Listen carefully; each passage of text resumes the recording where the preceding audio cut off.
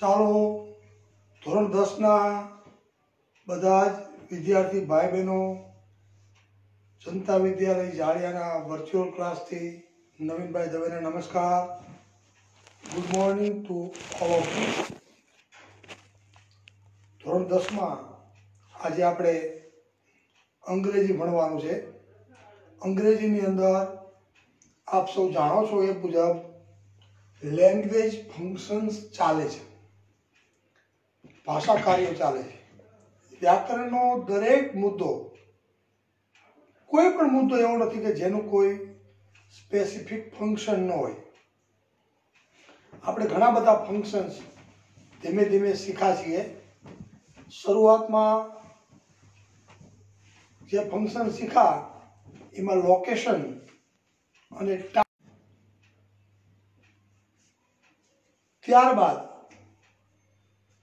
આગળના ફંક્શનમાં ઇફ અને અનલેસ શોઈંગ કન્ડિશન એનો આપણે અભ્યાસ કર્યો. ઘણા બધા ઉદાહરણો સાથે 2 પાર્ટમાં આપણે કામ કર્યું.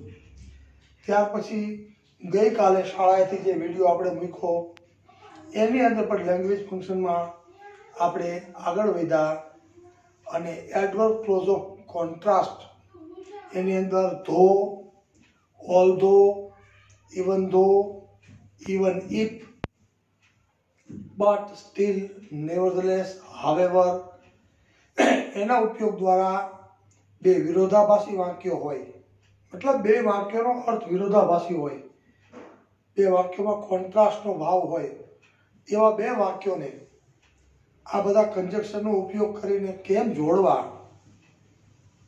એની વાત એક્ઝામ્પલ સાથે મેં તમને કરી અને એ પણ આપણે ગઈકાલે શીખ્યા. આજે ધોરણ 10માં લેંગ્વેજ ફંક્શનમાં આગળ વધીએ છીએ અને આજે આપણે એડવર્બ ક્લોઝ ઓફ રીઝન શીખીએ છીએ. એડવર્બ ક્લોઝ ઓફ રીઝન, કારણ દર્શક ઉપવાક્ય. એની આ પણ એક કન્જક્શન જ છે બાળકો, યાદ રાખજો. અત્યારે જે આપણે અભ્યાસ કરી રહ્યા છીએ એ વારાફરતી બધા અલગ અલગ પ્રકારના કન્જક્શન, કનેક્ટિવ, ગુજરાતીમાં કહેવું હોય તો સંયોજકો. મેં તમને અગાઉના વિડીયોમાં કીધું હતું અને ફરી કહું છું, સંયોજક એટલે શું? જે સંયોજન કરે તે સંયોજક. સંયોજક 2 વાક્યની વચ્ચે કડીરૂપ બને અને 2 વાક્યોને જોડે. પણ કઈ રીતે જોડે? તો કે અર્થસભર રીતે, મિનિંગફુલી. આગળનું વાક્ય હોય, મેઇન ક્લોઝ હોય, એની સાથે સબોર્ડિનેટ ક્લોઝ સુસંગત હોવું જોઈએ. ગમે એ વાક્ય તમે લખી નાખો પાછળ, તમને મોજ આવે તો ગુણ મળે નહીં. તમને ખરેખર એ વ્યાકરણ આવડે છે, એ કન્જક્શન કે કનેક્ટિવનો ઉપયોગ કરતા જો આવડે છે તો પાછળનું વાક્ય આગળના વાક્યને અનુરૂપ અને બંધ બેસતું, મિનિંગફુલ બનાવતા આવડવું જોઈએ. તો જ તમને એ કન્જક્શનનો ખરેખર ઉપયોગ આવડે છે એમ કહી શકે. અને એ જ આપણે શીખવાનું છે અને પરીક્ષામાં એની જ કસોટી હોય છે. તો આજે આપણે જે એડવર્બ ક્લોઝ ઓફ રીઝન શીખવાનું છે એની અંદર તમારી નોટમાં તમે નોંધતા જજો. લાઈવ ક્લાસરૂમ ચાલતો હોય એમ જ નોટ અને પેન લઈને બેસજો. એઝ, બીકોઝ અને સિન્સ એનો આપણે પહેલા ઉપયોગ શીખવાનો છે. એઝ, બીકોઝ અને સિન્સ. ત્યાર પછી ડ્યુ ટુ, ઓવિંગ ટુ અને બીકોઝ ઓફ એનો ઉપયોગ શીખવાનો છે. તો આ એઝ, બીકોઝ અને સિન્સ એનો અર્થ શું થાય, એ કનેક્ટિવનો અર્થ શું થાય એ પહેલા આપણે સમજી લેવાનું છે. તો એનો અર્થ ગુજરાતીમાં કરવો હોય તો સામાન્ય વસ્તુ છે, કારણ કે. એઝ, બીકોઝ અને સિન્સ એનું શુદ્ધ ગુજરાતી થાય કારણ કે. ગુજરાતીમાં પણ આપણે આ વસ્તુ બોલીએ છીએ. આપણે કારણ કેનો ઉપયોગ વારંવાર કરીએ છીએ. કારણ કે અથવા તો કેમ કે. હું મોડો પડ્યો તમે આમ ક્લાસમાં એન્ટર થવા જાઓ અને પાછળથી શિક્ષક તમને પૂછે કે વાય આર યુ લેટ, તમે બહાર રમવા ગયા હોય ઘરે મોડા આવો, માતા પિતા પૂછે વાય આર યુ લેટ બેટા, તો તમે કારણ આપો ને કે I am late because I got up late. એનું કારણ આપો, હું મોડો પડ્યો કારણ કે હું મોડો ઉઠ્યો. હું તમને એમ પૂછું કે ભાઈ તું કેમ બસ ચૂકી ગયો, why did you miss your bus, તો તમે કહો I missed my bus because I walked slowly, because I walked slowly, કારણ કે હું ધીમે ચાલ્યો એટલે હું બસ ચૂકી ગયો. આ રીતે તમે because, as અને since નો ઉપયોગ કરીને બે વાક્યોને જોડી શકો છો કારણ આપીને.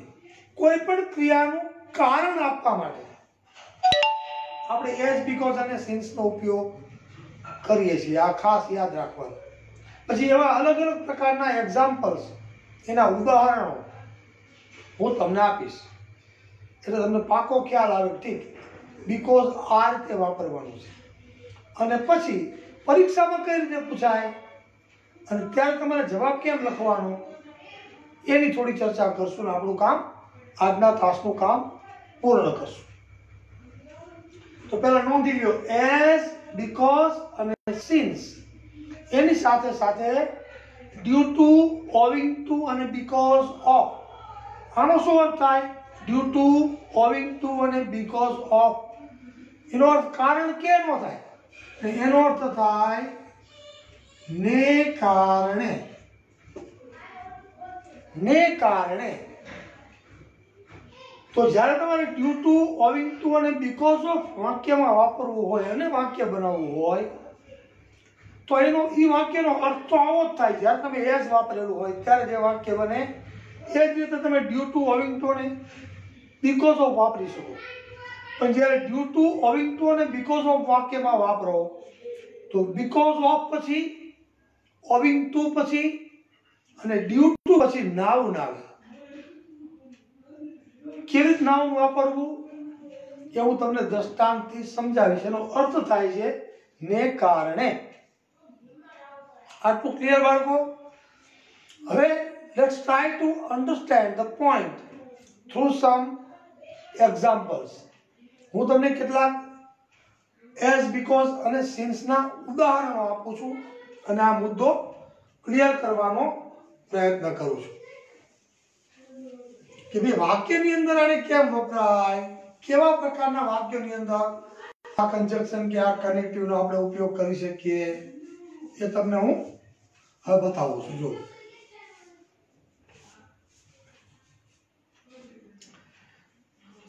બીકોઝ, સિન્સ અને એઝ ત્રણેયનો અર્થ એક થાય છે પણ વાપરવાની રીત થોડીક અલગ છે.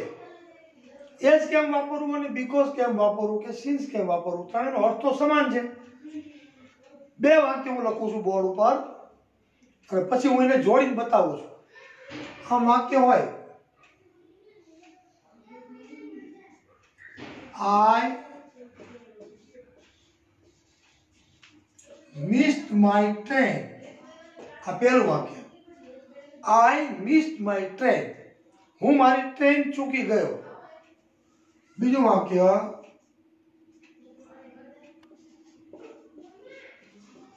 I walked very slowly. I walked very slowly. હું મારી ટ્રેન ચૂકી ગયો. હું બહુ ધીમે ધીમે ચાલ્યો. હવે આપણને એમ કે આ બે અલગ અલગ ક્રિયાઓ છે, બરોબર? ટેન્સ ગમે તે હોય બાળકો યાદ રાખજો. આની અંદર મેં બે ક્રિયાઓ સાદા ભૂતકાળમાં લીધી છે પણ આ જ ક્રિયા સાદા વર્તમાન કાળમાં પણ હોઈ શકે. તો શું હોય? I miss my train. I walk very slowly. આ જ ક્રિયા સાદા ભવિષ્યકાળમાં પણ હોઈ શકે. તો I will miss my train. I will walk very slowly. ક્રિયા નો કાળ કોઈ પણ હોઈ શકે, એની સાથે બીકોઝ ને સંબંધ નથી. મુખ્ય વાત છે આ બે ક્રિયાવાળા વાક્યને બીકોઝ વાપરીને કારણ બતાવીને બીકોઝ દ્વારા તમારે કારણ બતાવવાનું છે કે આમ થવાને કારણે, આમ થયું કારણ કે આમ થયું. તો આઈ મિસ્ડ માય ટ્રેન. હવે આ વાક્યને આપણને એમ કે બીકોઝ નો ઉપયોગ કરીને જોડો. બરોબર જોજો. આઈ મિસ્ડ માય ટ્રેન પછી બીકોઝ, આ પહેલા વાક્યનું પૂર્ણ વિરામ ફૂલ સ્ટોપ ને કાઢી નાખ્યું. આઈ મિસ્ડ માય ટ્રેન. હું મારી ટ્રેન ચૂકી ગયો. શું કામ? શું કામ ચૂકી ગયો? Because I walked very slowly. Because I walked very slowly. કારણ કે હું બહુ ધીમે ચાલ્યો. તો મારું ટ્રેન ચૂકી જવાનું કારણ મારે બીકોઝ દ્વારા દર્શાવવાનું છે. આમ થયું, હું ધીમો ચાલ્યો એટલે ચૂકી ગયો. I missed my train. હું મારી ટ્રેન ચૂકી ગયો because, કારણ કે I walked very slowly. હવે તમને એમ કે ભાઈ because ની બદલે મારા વાક્યને કોઈ વિદ્યાર્થી એમ કે because વડે જોડવું નથી, મારું તો આ વાક્યને as વડે જોડવું છે. તો I missed my train as I walked very slowly.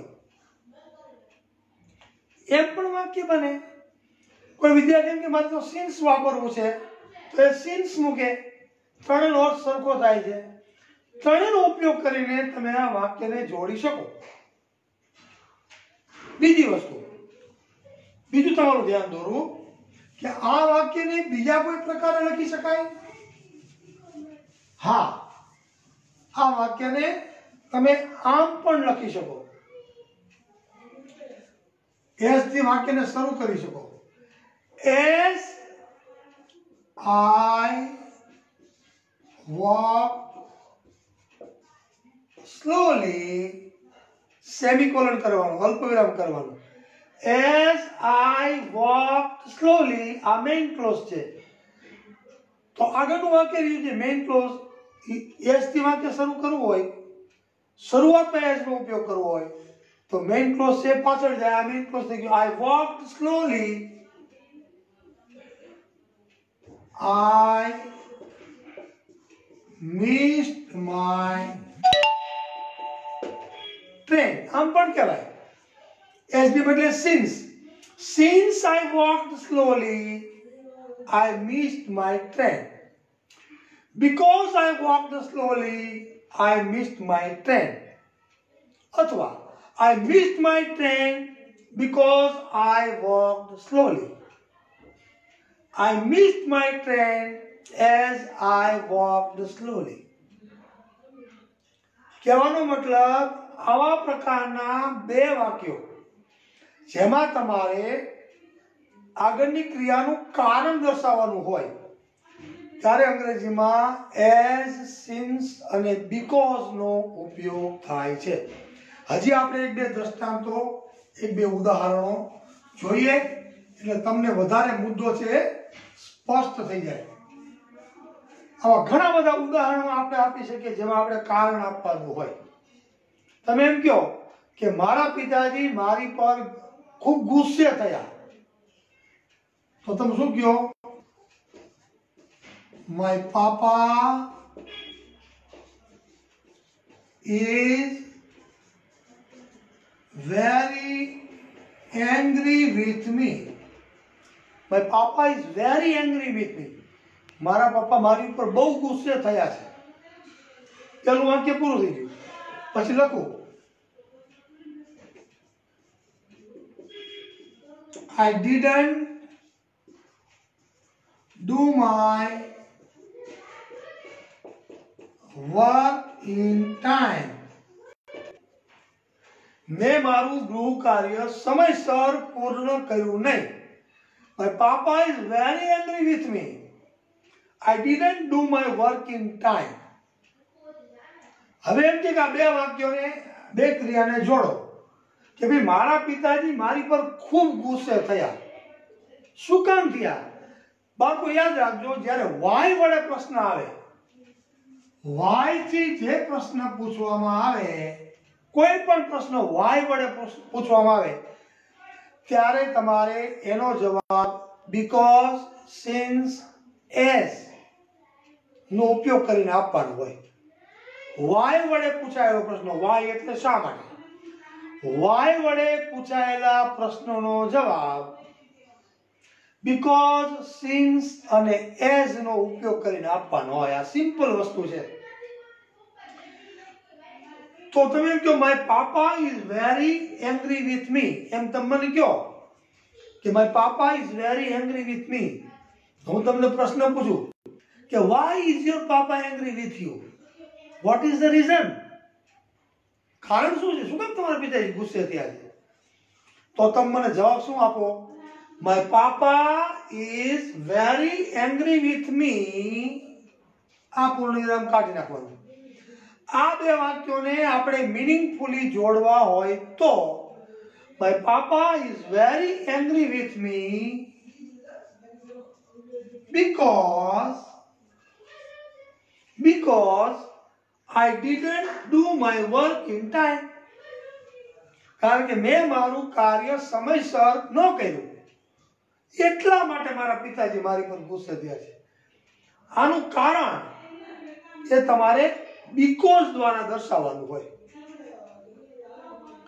કોઈ પણ વ્યક્તિ તમને વાય વડે પ્રશ્ન પૂછે, કોઈ પણ વ્યક્તિને વાય નો ઉપયોગ કરીને પ્રશ્ન પૂછે કે why are you late, why did you do this, why did you buy this, why did you sleep early, why did you get up late. Why વડે પૂછાયેલા પ્રશ્નનો જવાબ તમારે આપવો હોય તો તમારે બીકોઝ નો ઉપયોગ કરવો પડે. કા બીકોઝ નો ઉપયોગ કરીને જવાબ આપો, કા એઝ નો ઉપયોગ કરીને જવાબ આપો, કા સિન્સ નો ઉપયોગ કરીને જવાબ આપો. ત્રણેય જવાબ સાચા. તમને બીકોઝ, સિન્સ અને એઝ એનો યોગ્ય ઉપયોગ કરતા આવડે છે તો કેમ કરવાનો? પહેલી ક્રિયા અને બીજી ક્રિયાની વચ્ચે પહેલી ક્રિયા પૂર્ણ થાય ત્યાં પૂર્ણ વિરામ હટાવી અને બીકોઝ મૂકી દેવાનું. આખું વાક્ય સરળ થઈ ગયું. જુઓ, my papa is very angry with me because I didn't do my work in time. મારા પિતાજી મારી પર ગુસ્સે થયા કારણ કે મેં મારું કાર્ય સમયસર કર્યું નહીં. આવા ઘણા બધા દ્રષ્ટાંતો, ઘણા બધા એક્ઝામ્પલ આપણે બીકોઝ ના આપી શકીએ. હવે આ જ વાક્યમાં તમને એમ થાય કે નહીં, નવીનભાઈએ તો બીકોઝ વાપર્યું, મારે તો એઝ નો ઉપયોગ કરવો છે અને વાક્ય બનાવવું છે અને એઝ શરૂઆતમાં વાપરવું છે. તો શું થાય? As I didn't do my work in time, my papa is angry with me. Since I didn't do my work in time, my papa is angry with me. Because I didn't do my work in time, my papa is angry with me. કોઈ પણ પ્રશ્નનો જવાબ આવી બે ક્રિયાઓને જોડવા માટે તમારે because વાક્યમાં કેમ વાપરવું એટલું તમને ખ્યાલ આવી જાય. એટલે તમને એડવર્બ ક્લોઝ ઓફ રીઝન એટલે કે કારણ દર્શાવતા કન્જક્શન, કનેક્ટિવ, સંયોજક કેમ વાપરવા એનો તમને ખ્યાલ છે. હવે આપણે ડ્યુ ટુ સમજીએ. ડ્યુ ટુ, પછી ઓવિંગ ટુ અને પછી બીકોઝ ઓફ. તો બાળકો ત્રણેયનો અર્થ થાય છે ને કારણે. હવે આનો ઉપયોગ કરવો હોય ડ્યુ ટુ નો, ત્યારે તમારે એના પછી નાઉન મૂકવું પડે છે. તો નાઉન એટલે શું એ પહેલા તમારે સમજવું પડે છે. અંગ્રેજીમાં હું એમ કહું કે ઇલ, ILL. તો ઇલ એટલે બીમાર. આપણે બીમાર હોય તો આપણે એમ કે આઈ એમ ઇલ, યુ આર ઇલ. પણ બીમારી ઇલનું નાઉન બનાવે શું બને? બીમારી. તો ઇલનેસ, ઇલ પરથી એનું નાઉન બને છે ઇલનેસ. એ જ પ્રમાણે હું એમ કહું કે કેરફુલ, તો એડજેક્ટિવ છે, પણ કેરફુલનેસ એમ હું કહું તો એ નાઉન બની જાય છે. કાળજી, આપણે કહીએ દરકાર. પણ એ જ વસ્તુ જો હું કેરલેસ લખું, કેરલેસ તો કાળજી વિનાનું. પણ કેરલેસનેસ લખું, કેરલેસનેસ, તો એ શું બની જાય છે? નાઉન બની જાય છે. તો તમારે ડ્યુ ટુ, ઓવિંગ ટુ અને બીકોઝ ઓફ જ્યારે વાક્યમાં વાપરવું હોય એ પણ કારણ જ દર્શાવે છે.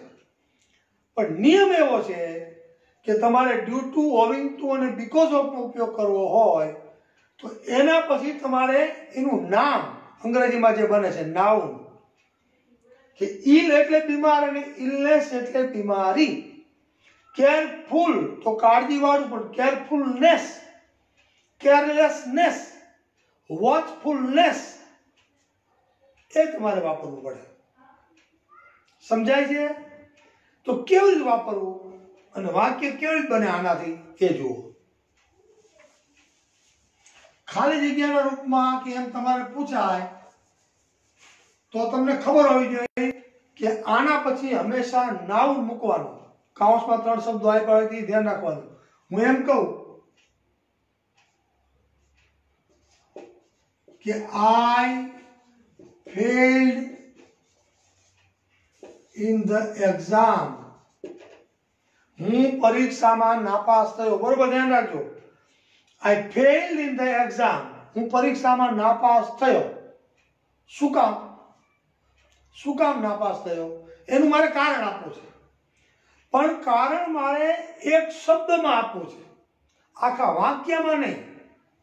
અને જ્યારે શબ્દમાં મારે કારણ આપવું હોય ત્યારે મારે નાઉનનો ઉપયોગ કરીને જવાબ દેવો પડે કે I failed in the exam due to, આ ડ્યુ ટુ નો ઉપયોગ કર્યો. હવે ડ્યુ ટુ પછી મારે એક જ શબ્દ મૂકવાનો છે. I failed in the exam due to કેરલેસનેસ.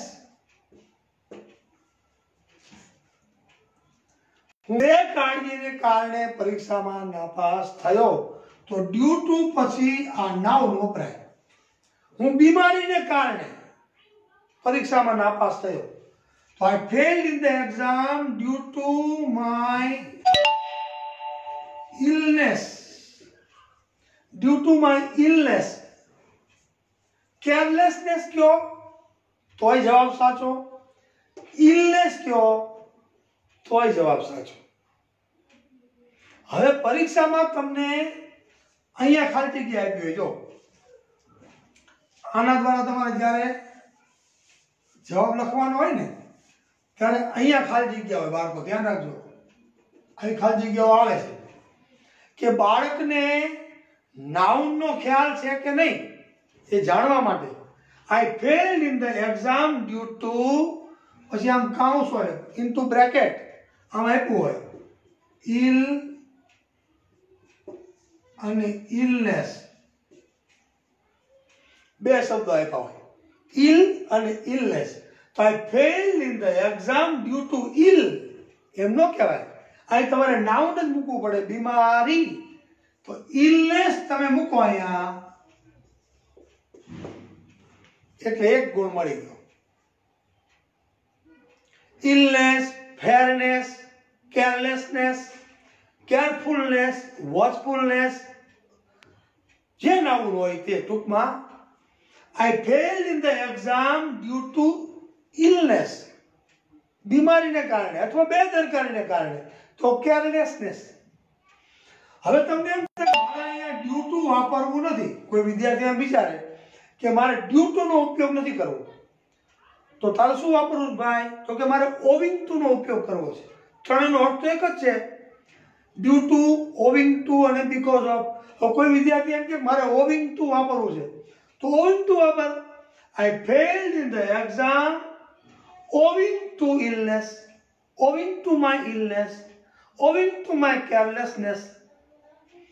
કોઈ એમ કે મારે તો because of વાપરવું છે, તો I failed in the exam because of my illness, because of my illness. તો સાચું. મારી બીમારી ને કારણે, મારી બેદરકારી ને કારણે હું સારા ગુણથી પાસ થયો. હવે બીજું વાક્ય લખીએ. હજી બીજું દ્રષ્ટાંત તમને આપું, તમને ચિત્ર સ્પષ્ટ થઈ જવું જોઈએ. પરીક્ષામાં આટલું ધ્યાન રાખવાનું કે ડ્યુ ટુ, ઓવિંગ ટુ અને બીકોઝ ઓફ પછી હંમેશા નાઉન હોય. બરોબર? હું એમ કહું કે માય ફ્રેન્ડ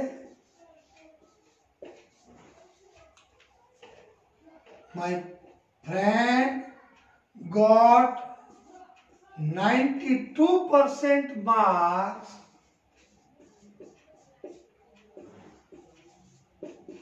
due to अथवा because of अथवा owing to. My friend got 92% marks due to his hard work.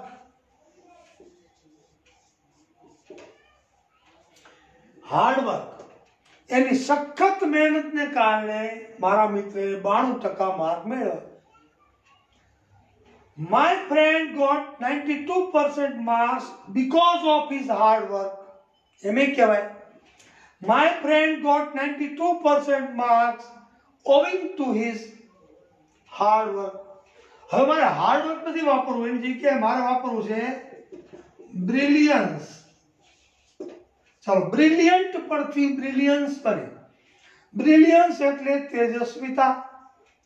તો એમ કહેવાય my friend got 92% marks due to his બ્રિલિયન્સ.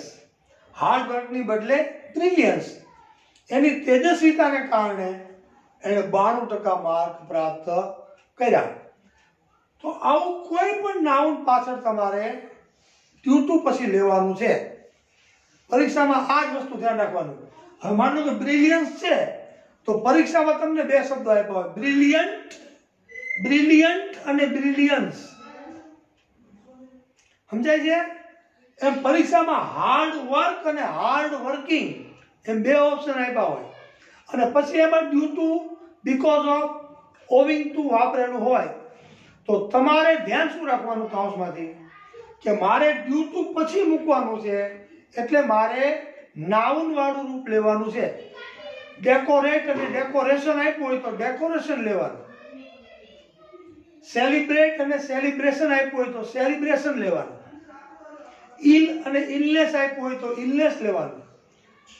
Careful અને કેરફુલનેસ આપ્યું હોય તો કેરફુલનેસ લેવાનું. બ્રિલિયન્ટ અને બ્રિલિયન્સ આપ્યું હોય તો બ્રિલિયન્સ લેવાનું. ઇન્ટેલિજન્ટ અને ઇન્ટેલિજન્સ આપ્યું હોય તો આપણે ઇન્ટેલિજન્સ લેવાનું. હાર્ડ વર્ક અને હાર્ડ વર્કિંગ બે ઓપ્શન આપ્યા હોય તો આપણે હાર્ડ વર્ક લેવાનું. ડ્યુ ટુ, બીકોઝ ઓફ અને ઓવિંગ ટુ પછી હંમેશા તમારે નાઉન વાળું રૂપ લેવાનું. વાક્યનો અર્થ સરખો થાય. My friend got 92% marks due to his hard work, due to his brilliance. એની તેજસ્વીતાને કારણે, એની સખત મહેનતને કારણે એને 92% માર્ક્સ ગુણ પ્રાપ્ત કર્યા. હવે બાળકો, પરીક્ષામાં કેવી રીતે પૂછાય તો મેં તમને આ તો કહી દીધું કે ભાઈ ડ્યુ ટુ, બીકોઝ ઓફ અને સિન્સ એ આપણે પહેલા શીખ્યા. હવે ડ્યુ ટુ, બીકોઝ ઓફ અને ઓવિંગ ટુ જે અત્યારે શીખ્યા છેલ્લે, એમાં પરીક્ષામાં કેમ પૂછાય કહી દીધું. હવે બીકોઝ વાળી વસ્તુ પરીક્ષામાં કેમ પૂછાય તો મેં તમને ગઈકાલના વિડીયોમાં કીધું હતું. પરીક્ષામાં એ અને બી આ રીતે આપેલું હોય, અહીંયા ફંક્શન આપેલું હોય 1 2 3 4, આ બાજુ ક્રિયા આપેલી હોય, આ બાજુ તમને ફંક્શન દર્શાવેલું હોય, સોરી આ બાજુ ફંક્શન દર્શાવેલું હોય, આ બાજુ ક્રિયા દર્શાવેલી. હવે તમારે શું ધ્યાન રાખવાનું કે અહીંયા કોઈ પણ વાક્યમાં બીકોઝ, સિન્સ કે એઝ વાપરેલું વાક્ય અહીંયા આપ્યું હોય, તમને કોઈ પણ વાક્ય આપ્યું હોય, I failed in the exam because I didn't work hard, દાખલા તરીકે એવું વાક્ય આ બાજુ એ સાઈડમાં આપ્યું છે. અને અહીંયા તમને જે ફંક્શન બતાવ્યા હોય, અહીંયા ફંક્શન એની અંદર ત્રીજા ક્રમે આપ્યું હોય, આમ કરીને આમ showing reason, showing condition, showing reason, showing contrast, showing condition, showing location, describing location, આ બધા શબ્દો આવે છે, એ બધા ફંક્શન છે. અત્યારે આપણે ભાષા ફંક્શન શીખી રહ્યા છે. તો તમારે શું કરવાનું પરીક્ષામાં, તો બીકોઝ, સિન્સ અને એઝ વાળું વાક્ય અહીંયા કોઈ પણ આપ્યું હોય, આખી યાદીમાં એક વાક્ય એવું હોય કે જેમાં બીકોઝ વાપરીને, સિન્સ વાપરીને, એઝ વાપરીને, ડ્યુ ટુ વાપરીને, બીકોઝ ઓફ વાપરીને કે ઓવિંગ ટુ વાપરીને અહીંયા એક વાક્ય લખેલું હોય. એક વાક્ય એવું હોય તો તમારે સામે એનું ફંક્શન બતાવવાનું છે. તો તમને ખબર પડી ગઈ કે એઝ, બીકોઝ અને સિન્સ અથવા ડ્યુ ટુ, બીકોઝ ઓફ અને ઓવિંગ ટુ નું ફંક્શન શું, તો કારણ બતાવવાનું. તો અહીંયા શોઈંગ રીઝન, રીઝન એટલે કારણ, તો આમાં શોઈંગ રીઝન આપ્યું હોય એની સાથે ટીક કરી દેવાનું. તો પહેલાનો જવાબ શું થાય, તો કે પહેલાનો જવાબ થાય 3. તો 1 ની સામે 3.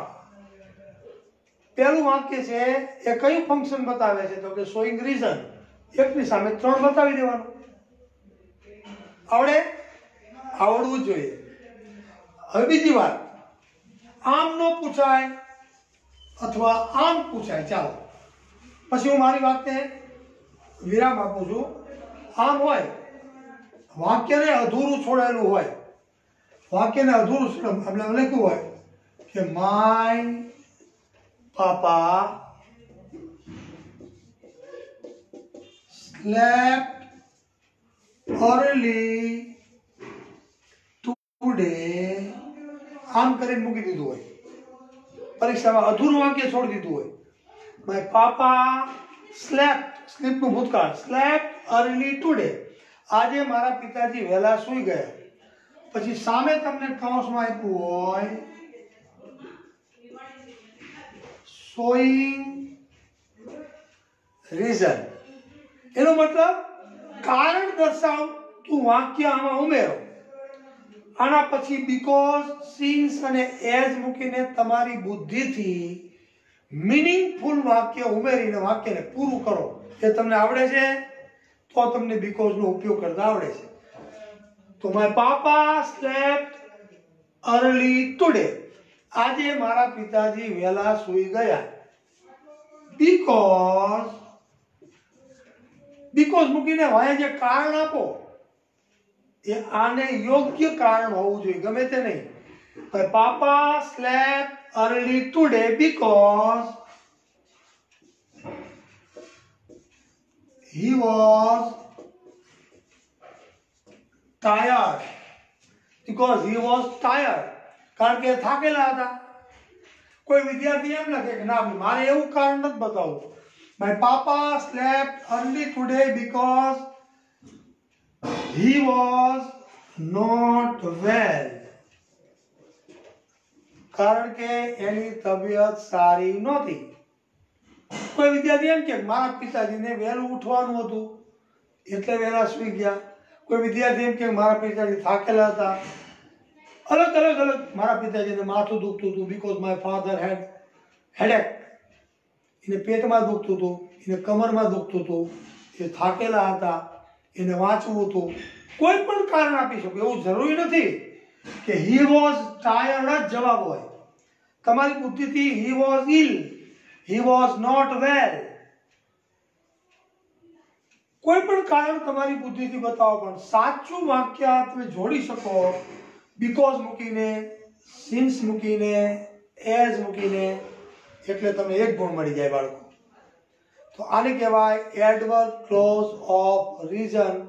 એઝ, બીકોઝ અને since, due to, owing to અને બીકોઝ ઓફ નો ઉપયોગ કરીને અંગ્રેજીમાં બે વાક્યોને કેમ જોડાય એનો આપણે અત્યારે અભ્યાસ કરી રહ્યા છીએ.